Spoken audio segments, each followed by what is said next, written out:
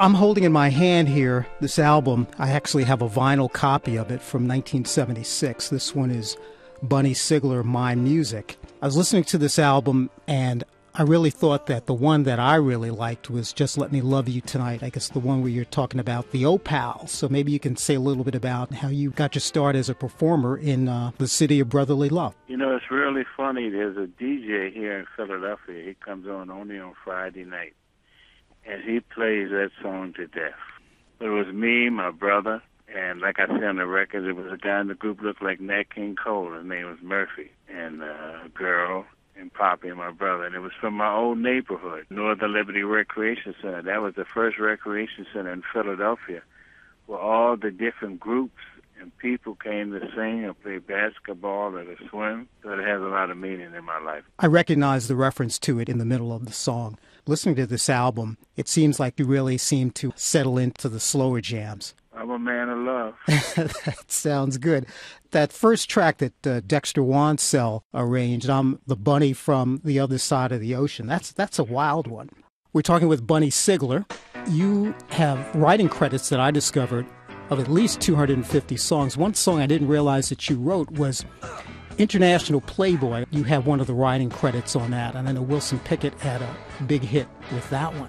You know, and there was a ballad on there. It never got played, but he sang the hell out of it. You started some of your performing career down in Atlantic City, and I worked in Atlantic City for 7 years at a couple radio stations down there. What are some of your memories of Atlantic City performing down there? I did everything. There was a piano bar, but I worked in the big hotels too. I'm that kind of entertainer. I had arrangements where I worked at shows like Sammy Davis and stuff, and the big all those hotels before they were casinos I worked. So let's move forward in time now. Back in Philadelphia, you were with Cameo Parkway for a while, and then you hooked up with Gamble and Huff. You started to shift your career into writing songs. I was in Canada performing at a club, and then I went to take karate with a Vietnamese guy. So when I came back to Philadelphia, every Gamble and Huff had finally gotten together. I really was with Leon Huff at Cameo Parkway. But really, they had a production company on the second floor. You hear the story about Gamble and Huff meeting on the elevator going up. And Gamble and Huff was on the sixth floor. So all the artists, you knew, Kenny had a company, so people would come there from New York to talk to him about producing people. And I walked around with a guitar. And I was in the hallway singing. Now, I was so frustrated because I just came off a top 12 pop record on Let the Good Time Roll, and the company folded, and I had nothing. So I was crazy. You know, people were getting deals, but they couldn't sign me because I was still signed to a production company.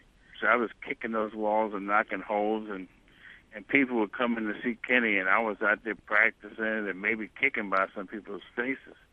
And they said, man, you got to get this crazy guy out of the hallway. He's going to hurt somebody. So the best thing that happened to me was Kenny telling me, he said, look, man, why don't you go in the room and try to write some songs with this guy, Gene Dozier? And that's what I did. I'll go back and I'll come forward. My thing was, you know, most people, they don't know the words to a song. They just know the main hook. And I used to sing at this place down there, and I'd make up my own words to the song, and I'd be beating my feet.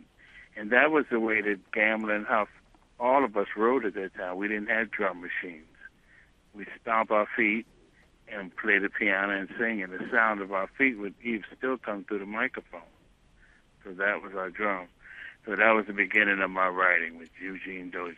We're talking with Bunny Sigler. I'm King from Powerhouse Radio.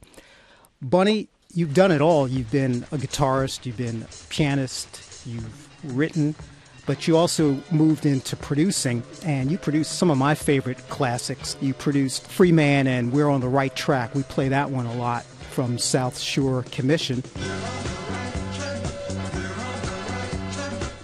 And also you've had a connection with Instant Funk, got your mind made up. So tell us a little bit about producing some of these groups. The South Shore Commission, their manager was connected with Don Cornelius from Soul Train.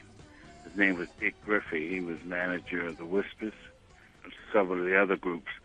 But when I got with Instant Funk, that whole album, I got my mind made up. It was cut 8-track, and then put on the 24, and we overdubbed. And actually, Instant Funk I was cutting funk, and it ended up to be into the disco era. You being in the business, you know that no matter what the music has been, a ballad's always got through. True. Yeah, quiet storms are always been popular no matter what the era. Everybody wants to get into the love songs.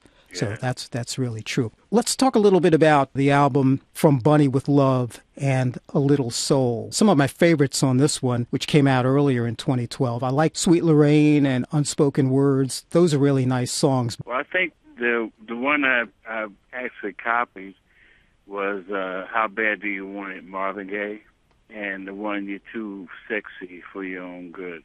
What I do, I have my own studio. And we were just having fun. The one you spoke, Unspoken Words and Sweet Lorraine, I think if those songs had ever got played, which they still might have been, I think they could be smashes. And I was surprised at the African-American people who like Sweet Lorraine. It's a great song. I mean, the arrangement is a little bit different, but to me it's still R&B, even though it doesn't fall into the mold which has taken over R&B music. It was cut live. I just like to have fun. The one Unspoken Word, well, I think on this album I got a chance to sing.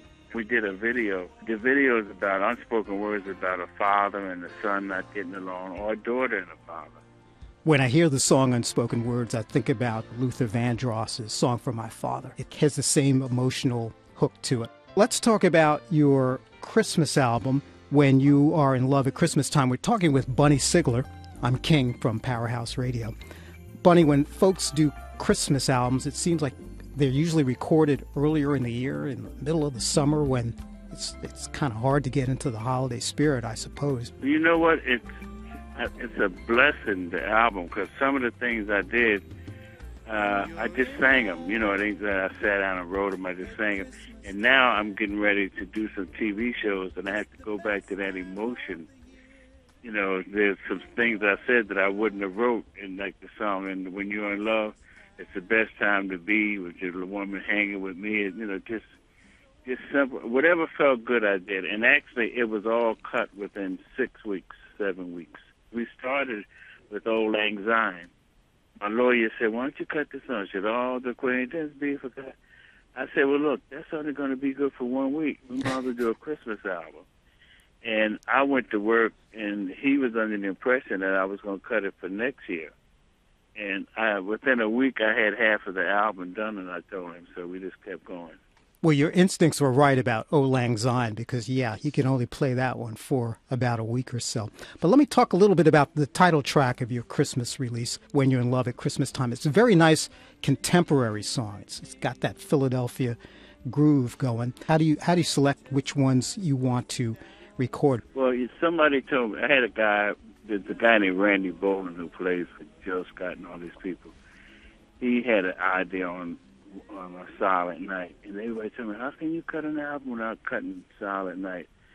And the songs I cut, they were like a blessing. Like the guy that wrote Somebody Loves You with me, he said, "Man, I got an idea on Little Drummer Boy."